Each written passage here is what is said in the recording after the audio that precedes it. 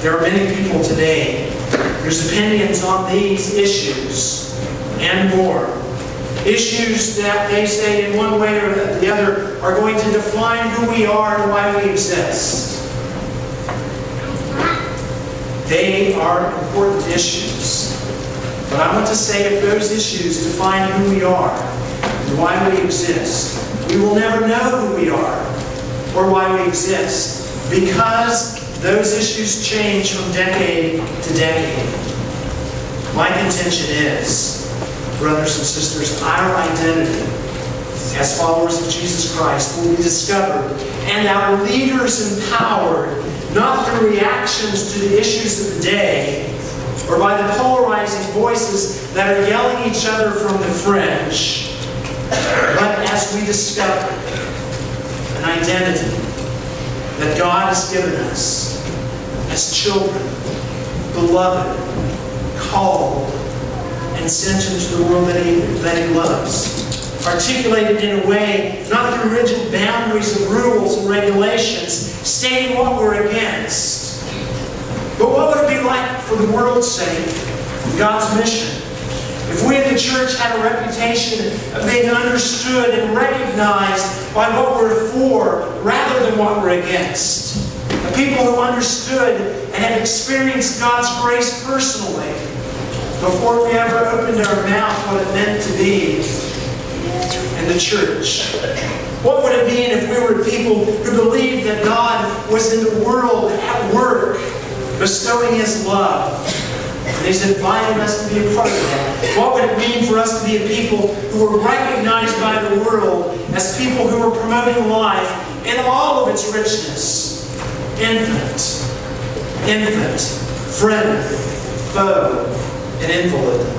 What would it be like if we were a people who understood that the world saw and understood that we were a church that didn't think of itself as the recipient of God's love, but as the channel of God's love? What if the world saw us as a people who were not focused on building up the church as much as we were in furthering God's mission in the world? Because, friends, that is our task. In closing, I want to offer you a story of an apprentice. Me, my father. I grew up in Harper, Kansas, just down the road from where Jenny grew up, Jenny Warrior. And my father was a carpenter. From the time I can remember, my father built things. He built homes, he built barns, he built whatever. He was a builder. And I and my older brother would work with him from the time that we were too little to do so. Because I've told some people there are probably laws now that would keep us from doing some of the things that my father had us doing all the time. Every time we could be with Dad, we were with him. We watched him, and we did what he did, and we learned a lot. Now that's been over 20 years ago that I laid down my hammer and took up the mantle as a pastor. Over 20 years ago, and there are on a project. Either to shingle a house, put in a stairway, finish drywall, do all kinds of things like that to help them out. And when I do that, invariably the conversation goes around something like this. So Terry, you're a pastor.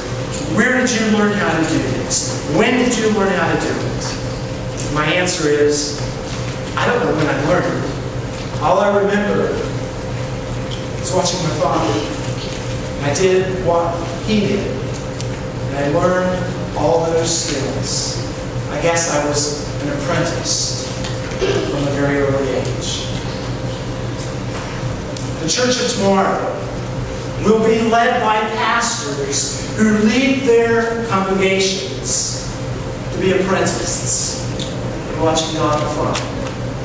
To identify where God is at work in the world and to lead the congregation in that direction. 3 questions that need to be asked for a congregation of apprentices. The first one is this: what is God's desire in the world? What does God really desire in the world to break loose? Second, what is God doing in the world? What do you see God doing in the world, in your area here, or in your community, or in your world globally? What's God's heart? What's God's action? God always precedes us in anything. That leads up to the third question. What is God calling you? Individually? As a congregation? What is God calling you to join in what He's already doing in the world? You can't do it all. Smithville Mennonite can't do it all. But nor can you do nothing and be a follower of Jesus Christ. What's God's heart? What's God's action? And what's God's invitation?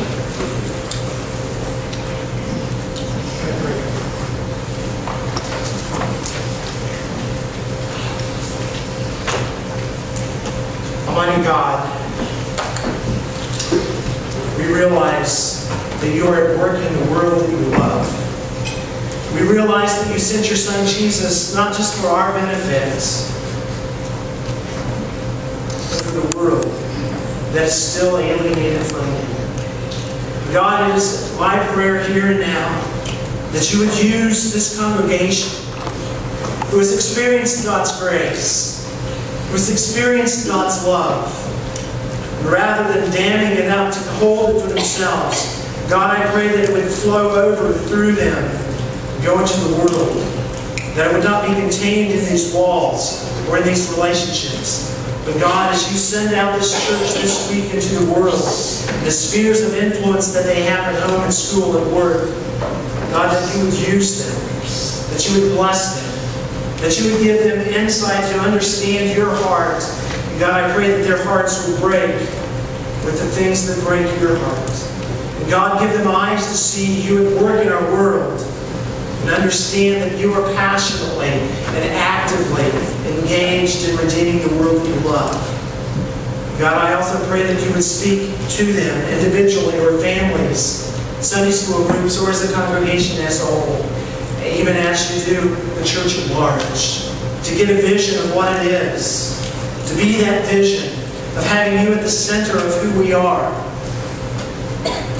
being engaged in wronging the rights, pursuits for justice, pursuits for peace, pursuits for reconciliation, pursuits of life itself. God bless this church.